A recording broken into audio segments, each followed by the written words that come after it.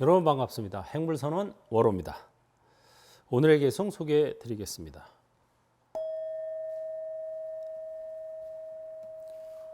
행불명상이란 중생하지만 제도할 중생이 없으며 전법하지만 전해줄 법이 없음을 알면서도 중생을 제도하고 법을 전하는 것이다.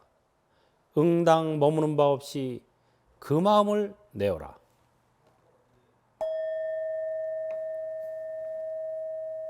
예.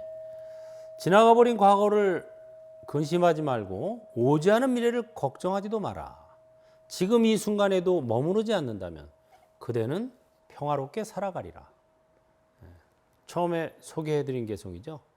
거기서 지나가버린 과거를 근심하지 않으려면 아바타 명상을 해야 되고, 오지 않은 미래를 걱정하지 않으려면 바라밀 명상을 해야 되고, 오늘은 마지막으로 지금 이 순간에도 머무르지 않으려면 행불 명상을 해야 된다. 이 말씀을 드리는 겁니다.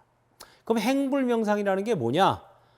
중생하지만 제도할 중생이 없으며, 우리가 깨달음을 얻어서 중생을 제도한다 이런 얘기를 하지만 그것은 중생 차원에서 하는 소리예요. 중생 직연, 중생의 안목에서 하는 얘기입니다. 이 금강경에 보면 안목이 5가지 안목이 있어요. 유관, 천안, 해안, 법안, 불안. 자기 안목에 따라서 달리 보이는 거예요, 이게. 세상이 아예 다르게 보여요. 안목에 따라서. 유관, 육신의 눈만 가지고 육신의 눈을 굳게 믿고 보는 사람들은 유관의 차원에 있어요. 유관으로 보면 산도 있고 물도 있어요. 산도 있고 물도 있는 거예요. 유관이에요. 천안도 역시 유의 차원에 머물러 있어요. 신도 있고 인간도 있어요. 그게 바로 천신의 안목입니다. 신의 안목. 그보다 한 차원 위가 해안이에요. 산도 공하고 물도 공하다. 산도 없고 물도 없다. 이게 바로 해안입니다. 지혜의 눈. 거기서 한 차원 더 올라가면 법안. 법을 보는 안목. 이거는 뭐냐? 산이 물이고 물이 산이다 이거예요. 상전벽해. 저 히말라야 산꼭대기에 가면 지금도 조개들이 나와요. 조개 껍데기들. 그런 화석들이. 등산객들이 와서 먹고 버린 조개가 아니고 옛날에 히말라야 꼭대기가 바다 밑이었어요. 바다가 융기해가지고 히말라야가 된 겁니다. 그러니까 쉽게 말해서 산이 물이고 물이 산이다 이거예요. 근시안적인 안목으로 보면 산이지만 히말라야가 긴 안목으로 보면 옛날에는 바닥이었던 거예요. 그래서 그 조개 껍데기들이 지금도 나옵니다. 그게 바로 법안이에요. 그 다음에 불안, 부처님의 안목으로 가면은 사는 산 물은 물. 사는 산 물은 물. 그 당연한 거 아니야? 그게 무슨 대단한 안목이야? 이렇게 생각하기 쉬운데 중생들은 그렇게 안 봐요. 산도 있고 물도 있다 이렇게 봐요. 사는 산 물은 물은 유물을 초월한 경지입니다. 있고 없는 차원이 아닌 거예요. 그냥 있는 그대로인 거예요. 등식이 진리죠. 등식. 3, 3은 9, 9, 9는 81. 이걸 진리죠. 그것과 똑같은 거예요. 진리는 등식입니다. 사는 산, 물은 물. 밥 먹을 때 밥 먹을 뿐. 잠잘 때 잠잘 뿐. 아플 때 아플 뿐. 죽을 때 죽을 뿐. 이게 되는 거예요. 밥 먹을 때도 내가 밥을 먹는 게 아니라는 거예요. 밥 먹을 뿐. 잠도 내가 자는 게 아니에요. 잠잘 뿐. 그럼 누가 자요? 아바타가 자는 거예요. 아바타가 밥 먹는 거예요. 견견 문문 각각 지지. 선가의 그 유명한 향엄 상수화라는 화두가 있습니다. 향엄 지한선사가 우리들에게 낸 문제예요. 화두. 어떤 사람이 높은 나무 위에 올라가서 나무 가지를 입으로 물고 있어요. 그 다음에 손과 발은 허공에 대롱대롱 매달려 있어요. 그런데 나무 밑에서 어떤 사람이 달마조사가 서쪽에서 온 뜻이 무엇입니까? 하고 진지하게 물어봤어요.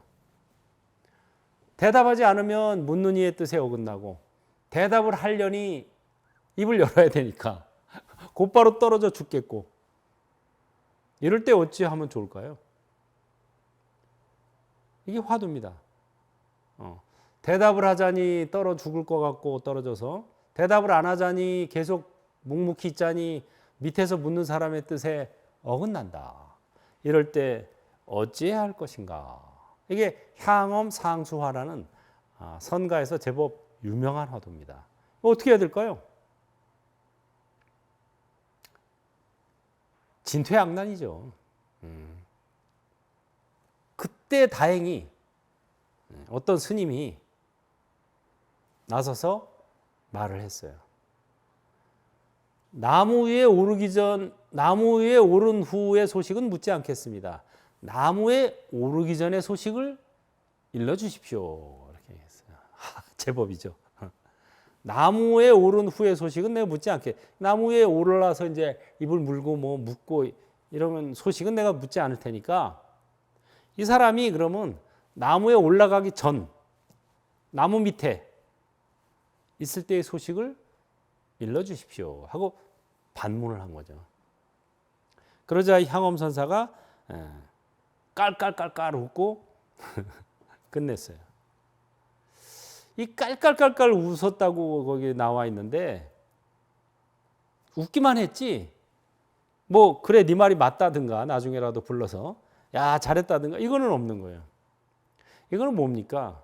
이거는 반신 반의죠. 반은 맞힌 거예요. 나머지 반은 여러분 몫입니다. 여러분이 맞춰보세요.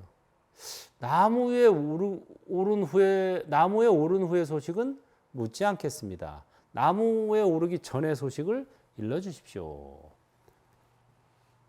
이게 반은 맞았어요. 나머지 반을 내놔 보세요. 그러면 여러분들이 화두를 투과한 거예요. 나무에 화두를 투과.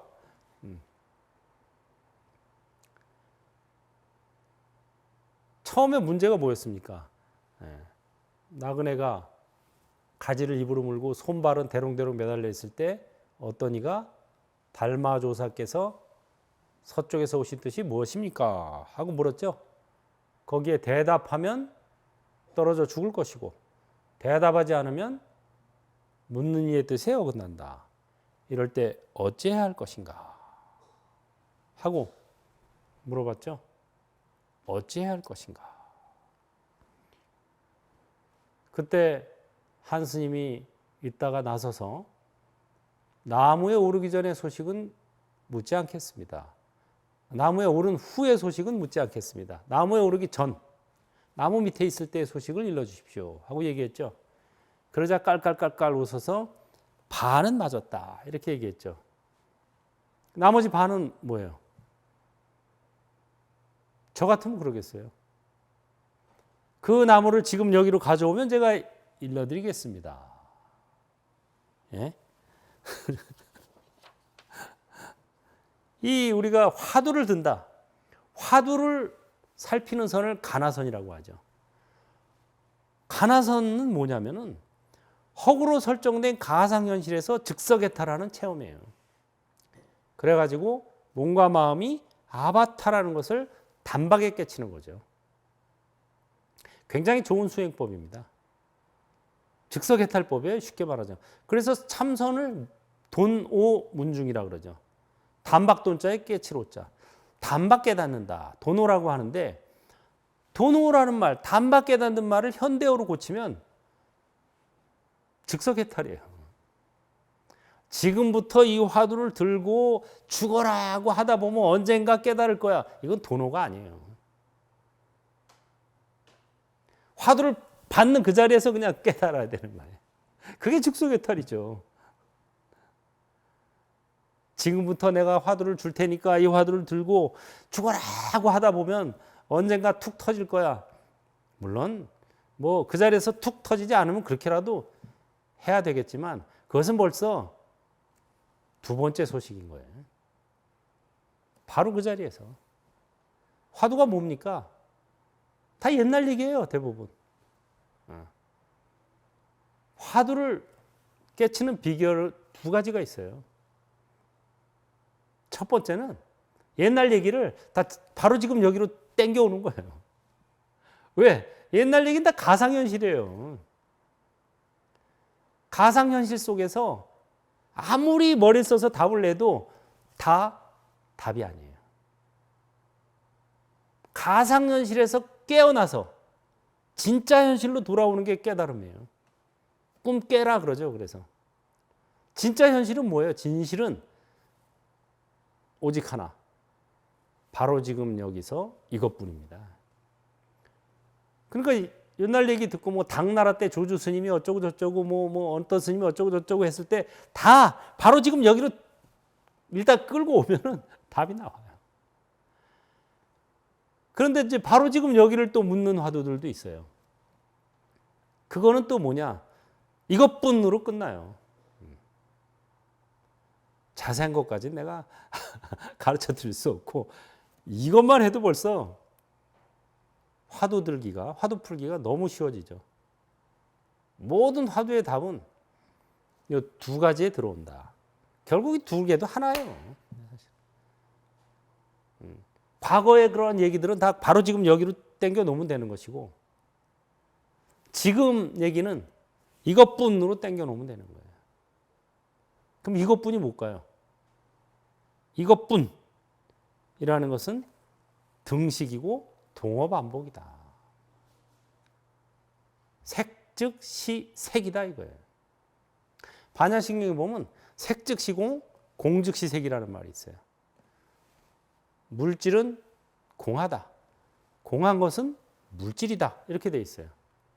색 즉시 공, 공 즉시 색이니까 결국 공에다 괄호 치면 뭐가 돼요? 색 즉시 색이 되는 거예요. 이것은 이것, 저것은 저것. 산은 산, 물은 물. 이걸 연습하다 보면 밥 먹을 땐 밥 먹을 뿐, 잠잘 땐 잠잘 뿐, 앉아 있을 땐 앉아 있을 뿐, 누워 있을 땐 누워 있을 뿐, 걸을 땐 걸을 뿐이 되는 거예요. 이걸 연습하다 보면 아플 땐 아플 뿐, 늙을 땐 늙을 뿐, 죽을 땐 죽을 뿐이 되는 거예요. 이게 바로 화두를 현실에서 구현하는 방법입니다. 그럼 뭐 아플 때 아플 뿐, 죽을 때 죽을 뿐, 아프고 죽는 거 이게 뭐가 다르지? 화두를 공부하기 전에는 내가 아프고 내가 죽었어요. 화두를 공부해서 깨치면 내가 아프고 내가 죽는 게 아니에요. 거기에 나는 없어요. 보이는 것을 보기만 하고 들리는 것을 듣기만 하고 느끼는 것을 느끼기만 하고 아는 것을 알기만 하거라. 그럴 때 거기에 그대는 없다. 이것이 고통의 소멸이다. 부처님 말씀이죠. 바이하경. 그래서 궁극적으로 이걸 체험해서 현실에서 구현하는 게 바로 깨달음입니다. 그렇고 나면은 이제 현실에서 구현하면서 어떻게 해야 돼요? 이제 원을 세워서 살아야 돼요. 이것뿐만 충실하다 보면 죽을 때 죽을 뿐이 돼서 다시 안 태어날 수 있어요. 하지만 지금까지 내가 공부를 하고 깨달음을 얻게 된 감사함을 이제 중생들에게 회향을 해야 됩니다. 회진, 향속. 진리로 향하던 마음을 세속으로 향한다. 이게 바로 회향이에요. 그래서 부처님 감사합니다. 지금까지 공부시켜줘서. 법륜을 굴리겠습니다. 중생들에게 이 공부를 회향하겠습니다. 행불 하겠습니다. 이게 바로 행불행자의 서원이라고 하는 거죠. 합장하고 하면서 마무리하겠습니다. 행불행자의 서원. 부처님 감사합니다. 법륜을 굴리겠습니다. 행불하겠습니다. 행불하세요.